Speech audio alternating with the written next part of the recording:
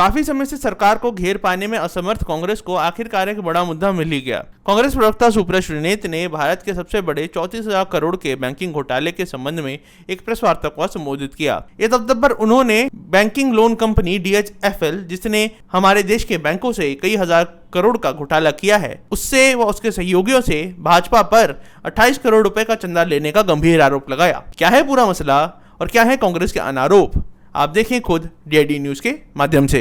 एक अत्यंत महत्वपूर्ण मुद्दा है और कहीं पर थोड़ा इग्नोर हुआ और उतनी ज़बरदस्त हाईलाइट नहीं हो पाया, लेकिन ये बहुत ही अहम मुद्दा है और इसीलिए आपसे इस विषय पर चर्चा करने के लिए हम लोग आपके पास आए हैं। भारत का आज तक का सबसे बड़ा बैंक का धोखाधड़ी का मामला, DHFL नाम की एक कंपनी ने 17 भारत के बैंकों को लूटा करीब 34,000 करोड़ रुपए से।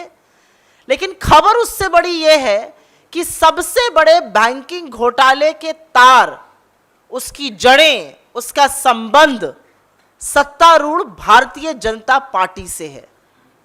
2010 से 2018 के बीच में जो यूनियन बैंक ऑफ इंडिया है, जो लीड बैंक कंसोर्शियम का है 17 बैंकों का, उसका कहना है कि DHFL ने करीब 42,000 करोड़ का ऋण लिया था और 2019 से डिफॉल्ट शुरू हो गया। वो ये ऋण वापस नहीं पे कर पा रहे थे। उसके बाद जब डिफॉल्ट शुरू हुआ तो एक स्पेशल ऑडिट बिठाया गया और उस स्पेशल रिव्यू ऑडिट में, जिसमें 2015 से 2019 की अवधि का ऑडिट हुआ, उसमें पाया गया कि DHFL ने बड़े तौर से धोखाधड़ी करी थी। अपनी किताबों में गड़बड़ी करी थी, अपने अकाउंट्स की लेजर में गड़बड़ी करी थी, उन्होंने राउंड ट्रिपिंग ऑफ फंड्स करी थी और पब्लिक का पैसा लेकर कुछ विशेष कपिल और दिनेश वधावन ने निजी संपत्ति बनाई थी। और ये क्रिमिनल कंस्पिरेसी का पूरा मामला है और इसको CBI ने अपना आज तक का सबसे बड़ा फाइनेंशियल फ्रॉड किसी बैंक में अगर हुआ है तो मोदी सरकार की नाक के नीचे हुआ है और उसको उन्होंने रजिस्टर किया। लेकिन इसमें बड़ी खबर यह है कि मार्च 2021 में CBI ने प्रधानमंत्री आवास योजना, उसमें भी DHFL और उनके प्रमोटर्स को आरोपी करार देते हुए केस दर्ज किया था। एक फिक्टिशियस बांद्रा ब्रांच के नाम से, सिर्फ ऑन पेपर बांद्रा ब्रांच के नाम से एक बैंक खोला गया, जिसमें करीब 2,60,000 ऋण के खाते खोले गए और उससे इस कंपनी ने पैसा कमाया और पैसा इंटरेस्ट सबवेंशन से भी कमाया गया। लेकिन बड़ी खबर यह है कि यह घोटाला प्राइम मिनिस्टर आवास योजना के ऑडिट में सामने नहीं आया। यह एक्चुअली यस बैंक का जब फोरेंसिक ऑडिट होने लगा तब सामने आया। 2015 से 2018 तक एक कंपनी लूटती रही भारत सरकार को, एक कंपनी लूटती रही जनता के पैसे को। वो PM आवास योजना के ऑडिट में सामने नहीं आया, वो यस बैंक में सामने आया। लेकिन अब सबसे बड़ी सनसनीखेज खबर इस पूरे मामले में और वो है उन जड़ों की बातें, उन तारों की बातें जो हमने पहले कही थी। एक संदिग्ध कंपनी है, एक कंपनी है जिसके खिलाफ केस चल रहा है, एक कंपनी है जिसने भारत का सबसे बड़ा धोखाधड़ी का बैंक फ्रॉड किया है। लेकिन सत्तारूढ़ भारतीय जनता पार्टी उस कंपनी से लगातार डोनेशन ले रही है, लगातार डोनेशन ले रही है और उसके दस्तावेज हम आपको देंगे, उसके डिटेल्स हम आपको दिए दे रहे हैं।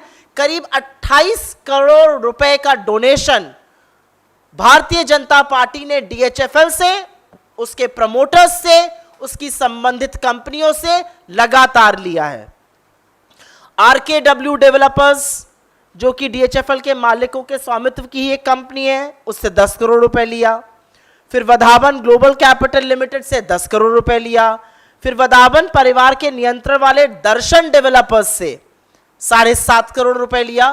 तो करीब 28 करोड़ रुपए भारतीय जनता पार्टी ने एक ऐसी कंपनी से लिए जिसने भारत के बैंकों के खिलाफ धोखाधड़ी का मामला किया, आम जनता के पैसे को लूटा। तो स्वाभाविक है यह सवाल जरूर उठता है कि क्या यह जानबूझकर किया गया, क्या यह क्विड प्रो क्यो था। उनको आपने लाइसेंस दिया, आप धोखाधड़ी करते जाइए और हमें पैसा देते जाइए, क्योंकि किसी भी तौर से इतना बड़ा बैंक फ्रॉड देश में होता है 34,000 करोड़ का, और वो कंपनी भाजपा की डोनर कंपनी है। वो भाजपा को लगातार पैसे दे रही है पिछले 7-8 साल से। ये बात थोड़ी हजम होने में मुश्किल है।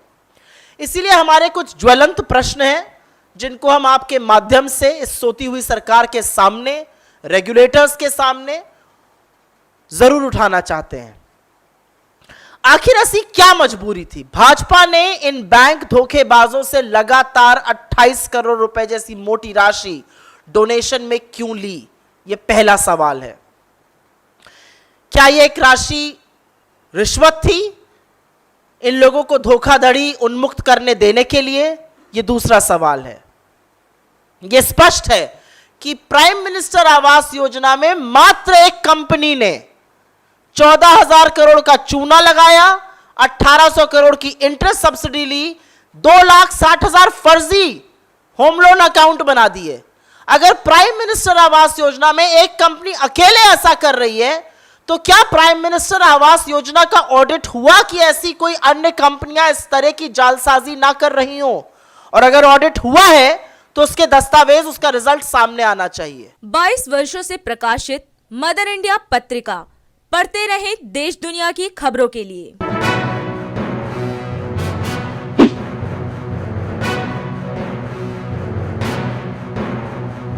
26वें वर्ष में आपके लोकप्रिय समाचार पत्र इंडिया दर्पण का प्रवेश। आप देखते रहें अपने क्षेत्र की खबरें।